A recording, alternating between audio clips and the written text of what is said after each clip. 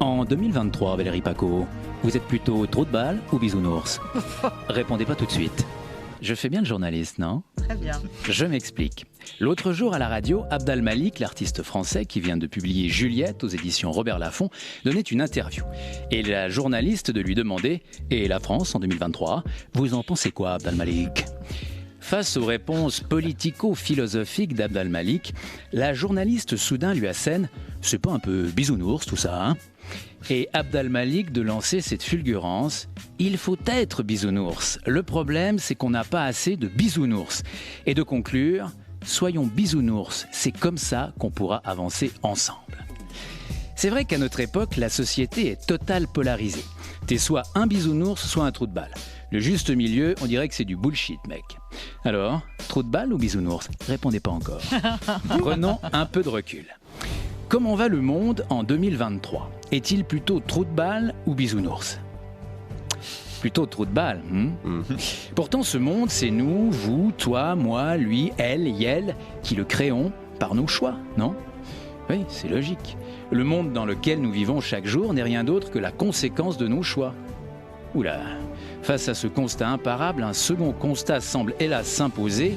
Nous avons choisi de vivre dans un monde de trous de balles. Ça fait flipper. Mais pourquoi avons-nous choisi de vivre dans un monde de trous de balles? Vaste question à laquelle nous tenterons de répondre en profondeur lors de la journée spéciale trou de balle le mois prochain, car cela fait partie du cahier des charges du service public que n'ont parlé. Bon appétit. D'ici là, quelques éléments de réponse. Si le monde est l'incarnation vivante de nos choix, pardon les frérots, si le monde, c'est toi et moi qui le dessinons et qu'on a le choix d'en faire un tag dégueu ou un graphe impeccable et sans coulure, si on a cette puissance-là, mec, pourquoi en 2023, on vit dans un pareil monde de trous de balle? En cette période de votation, nous n'aborderons pas la question politique. Restons neutres.